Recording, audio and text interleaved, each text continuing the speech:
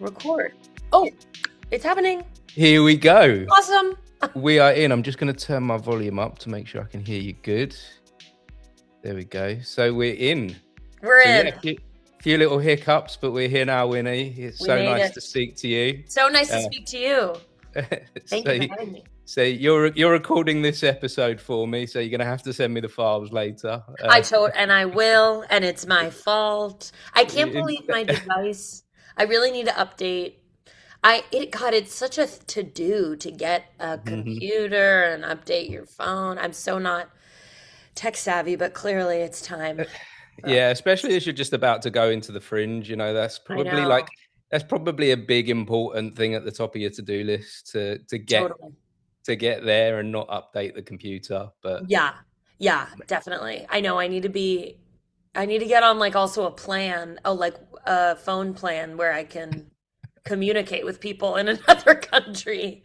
Yeah, it's on my to-do list for sure. Yeah, because you're going to be in Edinburgh, aren't you? And so you've got all the roaming stuff to sort out. I did hear actually about this app that you can get for roaming. Oh, really?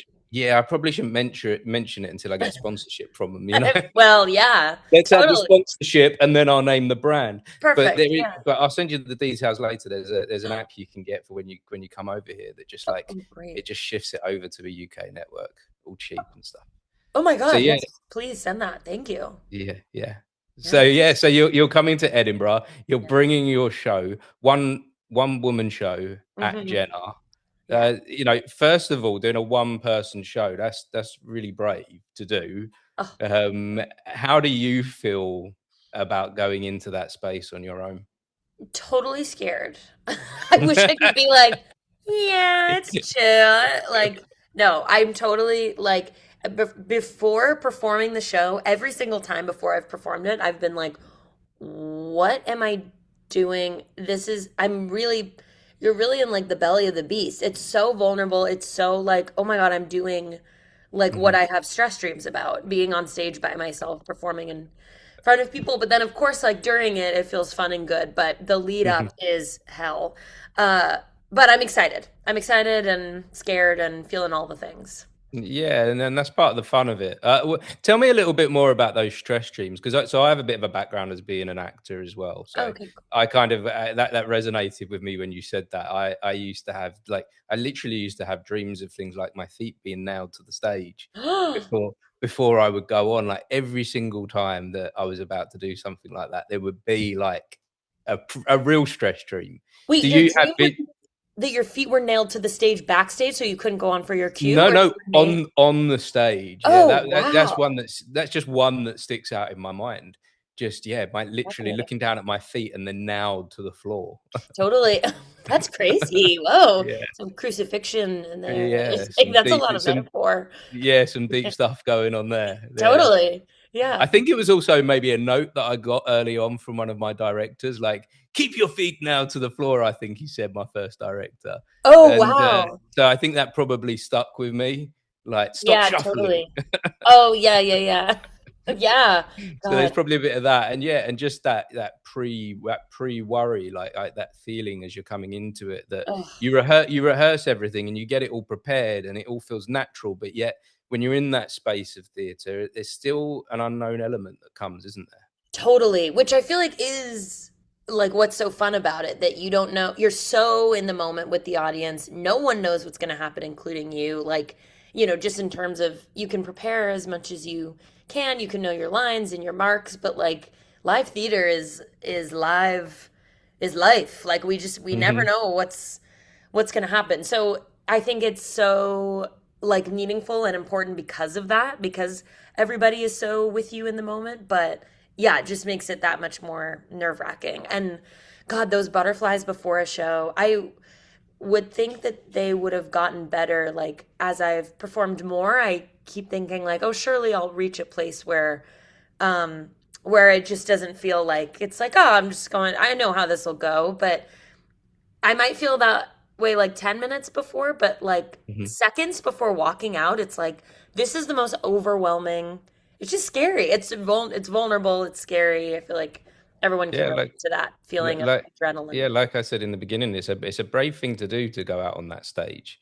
and particularly alone. So why would you even enter into the idea? Where did this come from that you were like, I'm going to Edinburgh Fringe, I'm going to tell my story on the stage by myself? Well, such a good question of why I would even do. I mean, what am I thinking? I don't know what I'm thinking. I'm like, what am I doing? I don't know what I'm doing. But so I've been performing the show for a little while now that it's just seen many different iterations, and it's been very helpful to have audience feedback and see what feels good in the moment. And I've only ever performed the show as a one-off, so like one night onlys. Started as a 30-minute show and then grew to 45 and then an hour and then 75. So I've been able to kind of tweak it for a while. And Hmm. then I recently quit my day job, or like 6 months ago, I quit my day job to try to pursue acting full time. So it just felt Okay. like the perfect year to try to like Hmm. fully gung ho go for it, an attempt to go to Fringe. And I totally am doing this in reverse. Like, I feel like I should have given myself a year where I go see what it's like, get the lay of the land, and then bring a show there. And instead, I'm like totally diving in to the deep end, which is scary but exciting too. Yeah, there's something special about that, about jumping into the deep end, about just Yeah. just just absolutely going for it. And like I believe you have to commit. If you really want this, you Yeah. have to be like, you have to go, you have to say no to some stuff for a while. Yeah. Maybe there's some sacrifices that have to come. I know that Totally. may seem harsh, but there's things your job gives you that maybe you can do without. If you really want this as a thing, Yeah. if you really want to grow as an artist, then maybe those things that you get from your job have to just stop for a little bit for you to pursue this. Totally. Yeah, that's a really great point. It definitely yeah, pursuing a life of um performance, and it's just such an unknown landscape, and it certainly requires, yeah, going in with your full heart, full intention, which inherently just means that there are some sacrifices along Mhm. the way, which is tough. So um take me back to that moment then when you was in your last job. What was it you was doing there? What So was your job? it's odd that I found myself in this job, but I stayed in there for 4 years. I was a nurse's assistant at a high school. So I Okay. have zero medical background, like I know nothing. Hmm. I was their assistant in a high school. That was great. It's a K through 12th school. So, and it was like the most beautiful environment to be working in a school. Like, it's the most wholesome, sweet place. Obviously, the nurse's office kids were coming in sick, but randomly I learned so much about nursing. But I was like doing admin work mostly, Hmm. and the stability of it was great. The people were great. The health insurance was great. But I realized that so many auditions were happening in the middle of the day, and by the time I got home, I was so tired and couldn't really like. It felt like I was working two jobs. Like, I'd get home and then I'd work on acting stuff or go out and do a show at night, and it just became too much where I wasn't able to put my all into what I really wanted to do. So it felt like it was time. Hmm. So how did you make that decision to make the leap then? How did you do it? Because it's a huge thing to do. It's a huge thing to come away from that regular income into Yeah, all the uncertainty. Because even as you do that, you're not necessarily going to get acting work. Oh, totally. it's still going to take time. You're still going to have to audition. Yeah, Um, I guess there's hope that there's more hope of them opportunities opening up when you're out of work, yeah. but it's still scary. So how do you take the leap? Yeah, I don't know if I necessarily reached a point of like, okay, I feel secure enough to take this leap. Like, I think it was always like, oh my God, I'm doing like, oh, you know what? Really, I think I was about to turn 30. I just turned Mhm. 30. And I think maybe that kind of helped. That reframed things of like, all right, I'm about to enter this new decade, this new chapter. So maybe I kind of need to blow up my life a little bit. Okay. And I don't want to end my relationship and I don't want to move. And so maybe I need to quit my job. I was like, something needs to happen that Mhm. rattles things a bit. And so, yeah, it felt like sort of diving into this thing head first was the right move, which totally, like, it's not guaranteed. That obviously, like, it's a grind in a whole other way. Now I'm working like three different jobs instead of this one stable one. I'm back in like the actor's grind of doing a million gig jobs, um, which is exhausting and also kind of nice that every day is a lot more dynamic and brings something new versus Mhm. sitting at a desk, which I think maybe I kind of need as a person. I realize I like when things are I like when I'm going, I kind of like jumping to the different jobs instead of one. I've Yeah, realized. I think from all the different actors that I've met over the years, I think those ones that do the grind, that do the multiple jobs, that makes them a more well-rounded performer because Mm, you start to like experience different things in the world and different things in life, yeah. and that I think it contributes to the work.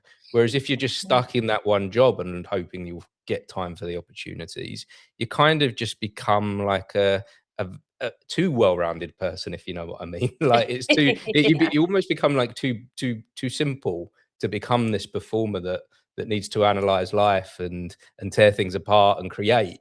So you Yeah. have you That's a found that at all? I think that that's a really good point that I think maybe jumping to different jobs experiences, I'm able to just simply like see different groups of people and how they work and different jobs. And I think just like experiencing more life adds more material and inspiration to, um, I think, I think interacting with different people in different experiences brings, yeah, new creative ideas just simply Mhm. from like observing uh, yeah, I think just like observing life in a new lens. It's a good Mm. like brain exercise. It feels good to just keep seeing things differently. So yeah, I would say it's helpful. It's helpful to have every day be a little different and dynamic. It keeps me on my toes, um, and keeps me like observing, which is nice. Yeah, which is part of a performer's job, I think, is to observe the world and to see it through different lenses. I think that's what helps us build that empathy that we need Yeah, as totally. as a performer. Yeah, absolutely. And so where did this show that you're bringing to the Fringe at Jenna, where did this idea start then? Where did you come up with the idea? Because you're not just performing in it, this is your show, isn't it? Yes, it is totally autobiographical, which Mhm. adds a whole nother layer of like, oh my God, why am I doing this? But it is so I performed on this amazing podcast that everyone should listen to. It's called Mortified Live, and Mhm, it's basically people come up on stage and live read excerpts from their journal entries from childhood, and it's the most it's just the kindest, most supportive audience. It's not like stand up where you have to really like work to get everyone on your side. This audience is already on your side just because it's everyone can relate to the cringe and the weird mhm, uncomfortableness of growing up in childhood. So um so I performed on that show and read a couple of entries from when I was a kid, and I felt really inspired by the audience feedback and chatting with people after and realizing that even though all of these journal entries were personal to me, they were literally my entries. They touched on universal themes that people felt they could relate to, and so they mhm, would share me their stories. My show was about a celebrity crush, so we would chat about that a lot, and it was like a reminder that childhood is this thing, this confusing thing that everyone experiences more or less in similar ways. Like there are themes that we all kind of grapple with as we age. And mhm. so, yeah, I think that that's where it kind of sparked. I realized that I had way more journal entries than what I read on that podcast. So I went back into them and started creating kind of a narrative show around these entries. Mhm. This sounds like an interesting format for a podcast. So how Yeah. did that feel then being in that space and sharing those cringe moments? Like take me back to that time when you was there and yeah, you're reading things that you never thought you would share, that you thought were private and for Yeah. yourself. Right. But yeah, but you was giving that to others. How did that feel in that moment? I think because the audience was so kind and I felt it kind of I was terrified. I was so Mm, nervous. Just from like a I feel like I'm always nervous if I'm going to perform, but a little less so if I can hide behind a character, like if I know that I'm playing someone that's really far from myself. there is some like comfortability in that just because I'm a little distant, more I'm further away from it. But this was like I am fully myself walking on stage, introducing myself, and then reading my own stuff. Yeah. So I was really nervous, but then it felt really exciting and like so joyously like I felt so grateful for the audience being so supportive, and it created this energy in the room that I feel like is the reason why live theater is so important. But it was like everyone felt so like connected because of these journal entries that people were reading. Like it just really felt like we were all together and in it, and the laughter was coming from being able to commiserate and relate to the material. So it was nice that all these entries that the performers were reading were from a time when everyone felt alone or confused or was grappling with something or super angsty, and for that to be met with laughter that was indicative of like, oh no, I see you and I get you and I felt the same way, was just Yeah. so sweet and really powerful. Yeah, that does. It does sound like a powerful thing. And as I'm listening to you, this is one of the things I love about doing this podcast, because I sit here and I'm listening to what you're saying, and it's resonating deeply with me because I too used to hide behind a character. That's what I used to say I love about acting, but that bit also never quite felt natural for me. That Mm, hiding behind someone else. And it wasn't till I started sharing truthfully, like I do on the podcast, and yeah. people and it resonating with people and people connecting with that, and somehow finding my authentic self, like truthful self, Yeah. that I started to find the place that sat well for me in the world, that worked for me. That's amazing. That I think that is so, I mean, that's like what it's all about, right? Like Yeah. like people crave seeing what is real and true. They want that Mm. real gritty honesty. They want that, I Yeah, think. and I think they want that. I think they want that through performance as well. Yeah, I totally. Yeah. and I think I was a bad actor because I was hiding behind someone. Oh, I interesting.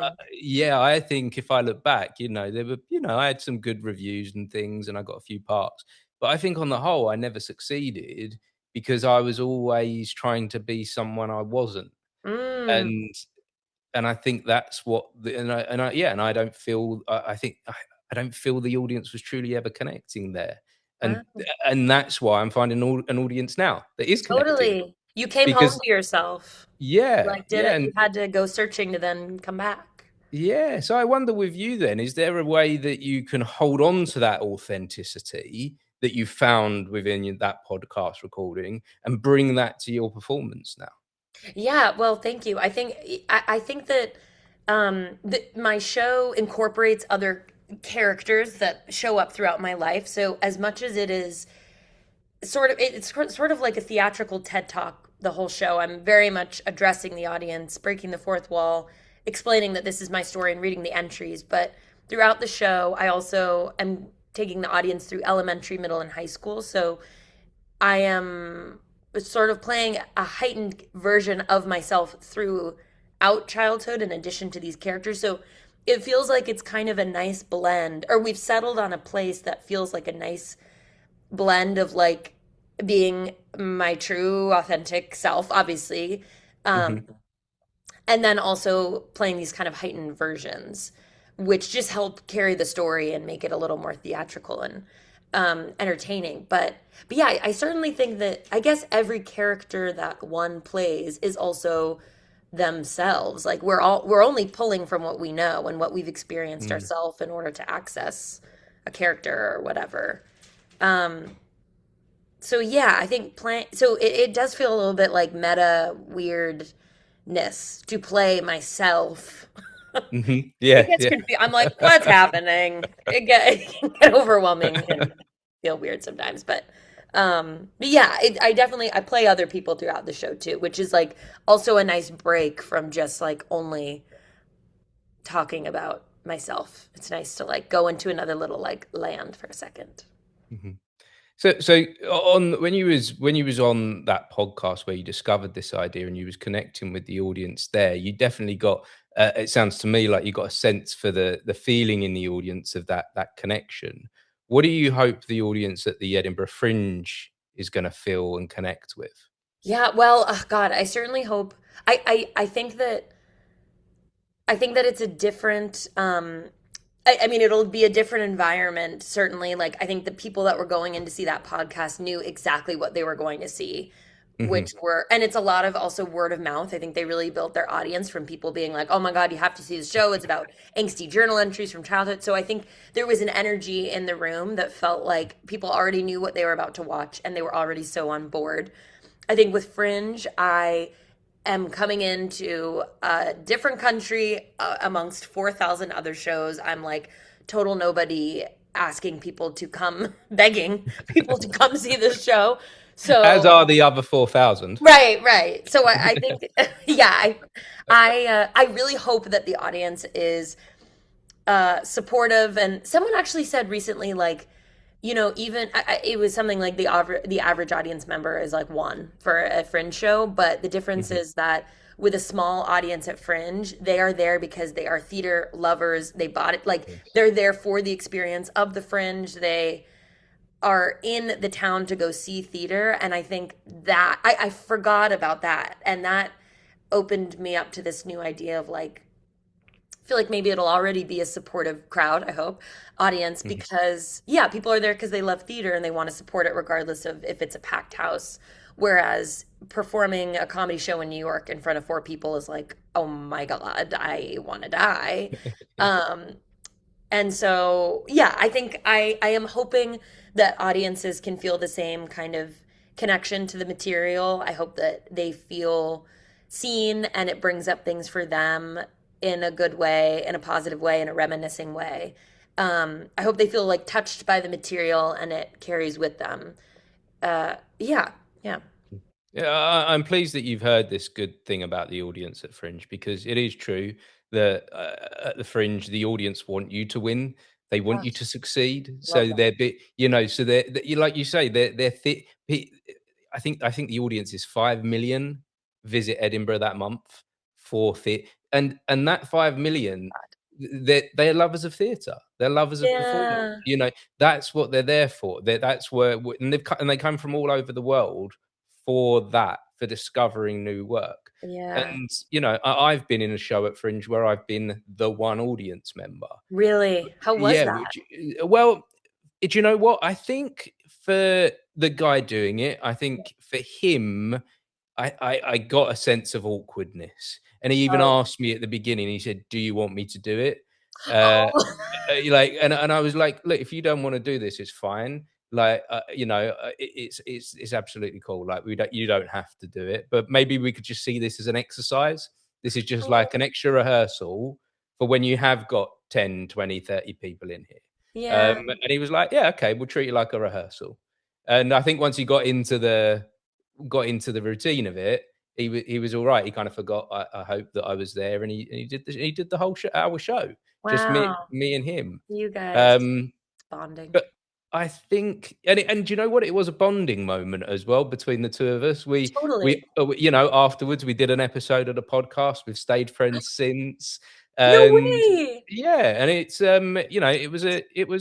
was a nice moment. And I think the thing with the Fringes, I see it as the Olympics, but for artists. Yeah, Is an totally. arena, Yeah. and this audience are coming to see you do your best.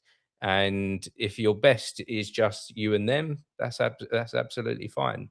Yeah. And maybe you can learn something from that one audience member of how to tweak your performance slightly to a small crowd, because that I Totally. think Absolutely. And I do think that like I want to make sure that I am delivering the same performance for 10 people that I am for that Mhm. one person that's like, I'm gonna take a chance on this show. Like Yeah.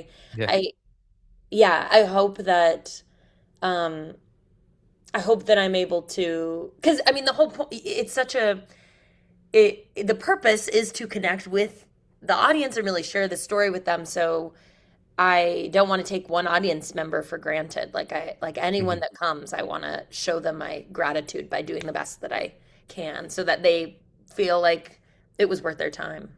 Mm. And it's got me thinking now, this conversation, how an audience isn't necessarily a crowd. An Yeah, audience is about that individual. totally. If you're gonna truly have a connection, it's like what we've got going on here right now. This like my right now, my world is you, Winnie. Like, do you know what I mean? It's Yeah, just me and you. yeah, And yeah, that's the same. It can be the same in the theatre space. You know, if there's one yeah. person or if there's 50 people, it's still you and them. Right. That's so And, true. you know, and it's yeah, maybe that's a special thing that we need as performers. Yeah, that's actually, yeah, that's really interesting. Performing it for one person, because that really is the point. They are coming to see it. Yeah, and the point is to speak to everyone's individual story, remind Mhm. them of their own life, their own experience, pose questions for them that they can think about in their own, yeah, life. So, yeah, performing for one person. I guess the thing with comedy is maybe you lose some, or the idea would be that you lose some momentum in terms Mhm. of, like people, they always say, there's like a saying that you should never do comedy in front of, which I don't think is true. There's a saying that you shouldn't do comedy, what is it, in a room less than like 30 people or something, because people will Okay. feel uncomfortable to laugh. They don't want to hear the sound Yes. of their Yeah. own laughter. It's easier in a giant crowd.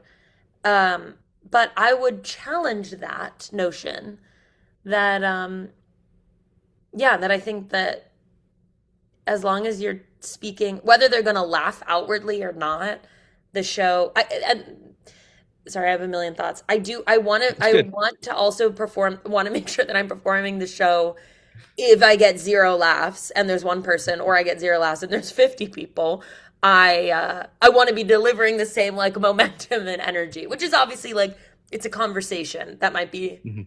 hard if I'm getting nothing back, but I want to try to get to a place where I'm like still giving it my all, regardless of maybe the feedback in real time. Yeah, yeah, that's definitely an important mindset to go into this with. That you know you're in control of the energy that you Yeah, put out. You yeah, know, and you know, as a comedian, I know it's hard when you don't get laughs. I've been in theatre shows that have been comedies, and we've had nights where we've gone like, "Oh, that was a dreadful audience," yeah. like they didn't laugh at all. But then when I really think about it and I look back and I'm like, no, my energy was off that night. That was down to it was down to me that wasn't there. Totally. And I am excited for Fringe to be able to have an audience tell me, "Oh, did I lose you?" Okay, yes, what were we just saying? I guess I could watch the end of the video. But we were speaking So to someone. we were talking, yeah. So yeah, I'll leave all these messy bits in because we were talking about Yeah. authenticity. Then we were Yes. talking. Then we were talking about the audience, Mhm. the size of the audience, and how that you know that shouldn't affect us. Oh, Um, getting laughter. We were talking getting about getting laughter, laughter in like a small. Yes. You and were we're in saying charge of the enemy. We're in charge of the energy. yes, energy, yes, and how the audience is a great sort of monitor to. I feel like it. I am looking forward to receiving the feedback in real time to then help edit the show in real time. Mhm. Maybe not like huge structural edits, but it'll be nice to, at least for like joke pitches or timing of things, to see how audiences are reacting to be able to then, yeah, edit and curb things to make sure it's the best it can be. So yeah, audience feedback, it's helpful. When they're not laughing, it's helpful as well. Mhm. Yeah. So, as we look forward to the Fringe, then, what are you most looking forward to about being in that space? Okay, two things. I'm For the performance aspect, I am most looking forward to getting to a place where I feel like I think I've just never performed the show this many times in a row. I've never performed any show this many times in a row. It's a 27-day run without any breaks, which is insane. And I think that I'm most looking forward to feeling like really locked in, like being able to feel so confident about the material or the pacing that I can like start to really have some fun with it. Mhm. under the guidelines of like the structure of the show. Like I just right now it's just feeling so like I'm in such a memorizing stage and like having to keep things very precise and clean and I'm just yeah, I'm looking forward to just having fun with it. But I'm Mhm. also so excited to see all the other shows that are there. Um all the comedy shows and the theater and the magic shows. I cannot Okay. wait for the magicians. I love magic. And yeah, I can't wait. I can't wait to have my mind blown in so Yeah. many different ways. In a way, I'm thinking that, I refer to the Fringe as like an arena, but it's actually Yeah. like a play. It's actually like a playground. Fun. Like, I think that's better. I think that's a Yeah. better analogy, isn't it? Yeah, I The love the that. fringe the fringe is a creative's playground where you get to have your little play space, but then you get to Yeah. go and play with some others as well at the same time. It isn't just all about the thing that you're creating. You Yeah. get to enjoy the atmosphere and the culture of everything else that everyone else is going to bring.